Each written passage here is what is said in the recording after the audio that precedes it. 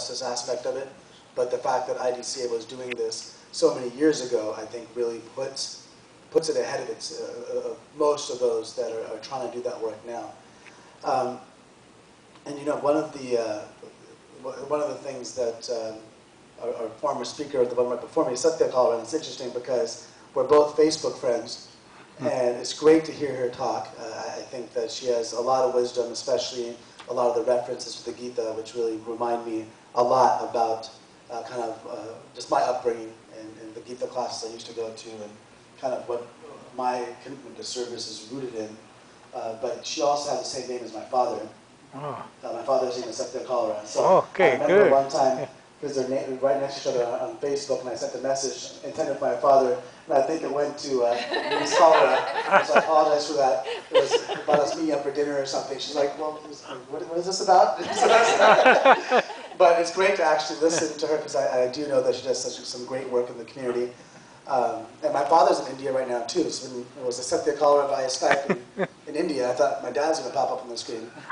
But you know, it's interesting because when I think about why I chose a life of service, and really, you know, I've been on the council now for 3 years, but for 11 years, as mentioned, I was a deputy public defender here in Santa Clara County. So I represent poor people, and I very specifically chose that job. You know, certainly the trial attorney aspect of it was exciting and all that, but really, I wanted to come back to San Jose, the place I grew up in, and represent people that didn't have a voice, people that were poor, people that were the working poor, people that are homeless, and that were being accused of crimes. And I wanted to be able to speak up and defend the Constitution on their behalf. And it was never, I never had the drive to choose a career that was otherwise considered successful, especially in the Indian community. You know, success, become a doctor, become an engineer, or make a lot of money, and you know, those are not just exclusive to the Indian community. I think certainly throughout the world, and certainly here in America, I mean, those are things that are commonly linked to success. But I really chose my own path to what success meant to me, and it's very hard to think about what that is attributed to. I mean, I think if any of us think about our life path, it's hard to identify particular reasons why we end up the way we do. But one, which is I think something that a lot of us may fall back on, is our parents and the influence of our parents. And certainly my father, someone that came from very humble beginnings in India, and yet to this day, even though he really changed the trajectory and the course of history of his family, like so many people that came from India and so many other places around the world come to this country, and they lift up the quality of life, and they lift up the opportunities for those back in their homeland.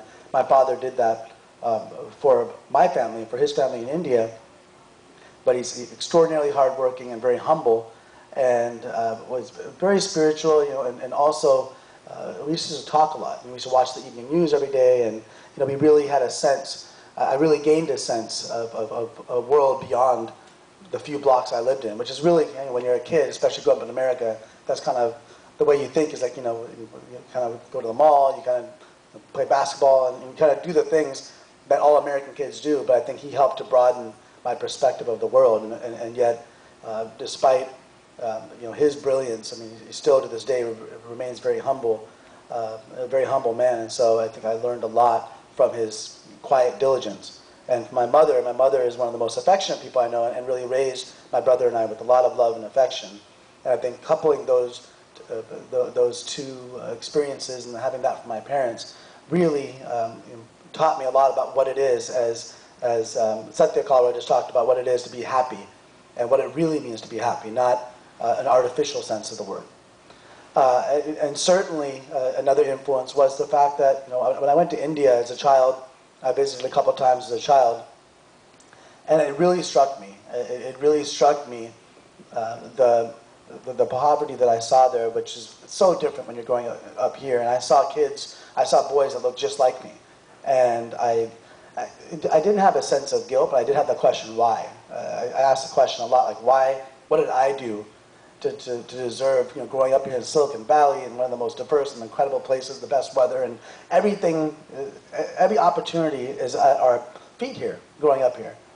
But you know, I didn't do anything personally to deserve that, other than being born to my parents. And I saw other kids that, no fault of their own, they're in the situation they're in.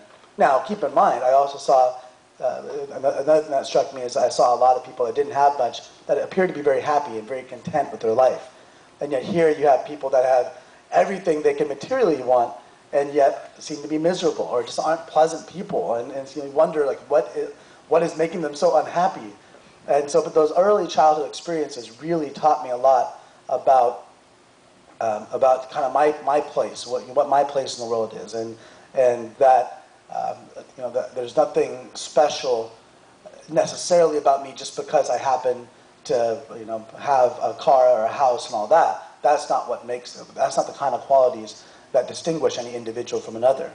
And then the third thing really is we just learned a lot about some of the underlying philosophies of the Gita, but that had a great impact on me growing up. My father, every day, like as in most Hindu households, you have your temple set up in your home, and he'd come home from work and we'd pray, and he'd read me stories or just talk to me about different stories, spiritual stories or something from the Ramayana or Mahabharata.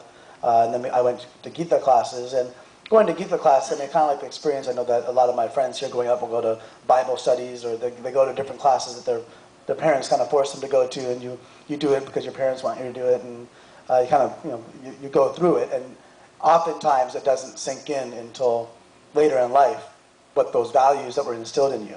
But for some reason with me, especially in my junior high school years, going to those classes, it really stuck with me, particularly the part about not being attached to material things, and the detachment aspect of it, really kind of, I think, set me on a different course, where those things just didn't matter to me, and that, coupled with the fact that I'll have the opportunity, to go away to school to Santa Barbara, go to the East Coast, and have those different experiences, really helped me to evolve as a person, and that's what led me, to a life of public service. And so when I think about that, and as we just heard, talking about what the state of affairs are now in the world, in California, in San Jose, and we look to see what's happened this past year, the Arab Spring, people rising up in North Africa and the Middle East. We see in India the anti-corruption movement. And of course, we see here throughout America, including in San Jose, the Occupy Wall Street movement. And the common link through all of them is this sense of injustice. In fact, Robert Reich was talking at Berkeley to the Occupy movement there, and said, most social movements, most of these movements start with a sense of moral outrage, not with a list of demands, not with a list, these are the 5 things we want you to do, and everything will be okay. It's just a sense, something's just not right. And I think that's what we see happening in India. Something's not right. We know it's not right. We've all known it's not right, and yet no one's done anything about it, but we're going to start doing something about it. And we see the same thing, the Occupy movement. People are saying, enough's enough. I don't know what the answer is, but I know that what's happening now isn't working.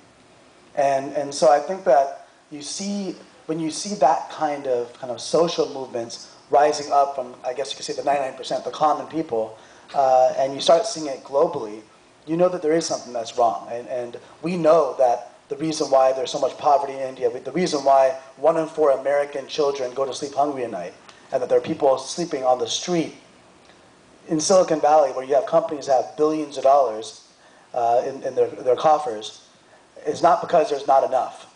There's plenty for everybody. It's not getting to the people. It's not getting to everyone who is in need. And that's a problem. That's a problem for all of us. It's a problem for all of us, both in terms of the evolution of us as people, the evolution of our societies, the success of our long-term physical health, the long-term innovation and creativity we need to exhibit to evolve as a society, as a country, as nations, and as people. But it's not right morally. It's just it's wrong to allow that to continue to happen and not do something about it. And so, that kind of is a common thread through everything that I try to do as a public servant and as someone that's in the current role that I am. And I say current role because I don't know how long I'll be an elected official, but to me that doesn't matter because I think there's so many ways you can serve. We see here with IDCA the different ways that people can serve. And so, I just know that thread will always be with me, and it's very exciting. I just spoke to a rally on Thursday. There was a couple hundred, 200-300 people there at San Diego City Hall, and had a chance to feel the energy. And it's really something interesting and exciting is happening right now in our time. And so, the mission of IDCA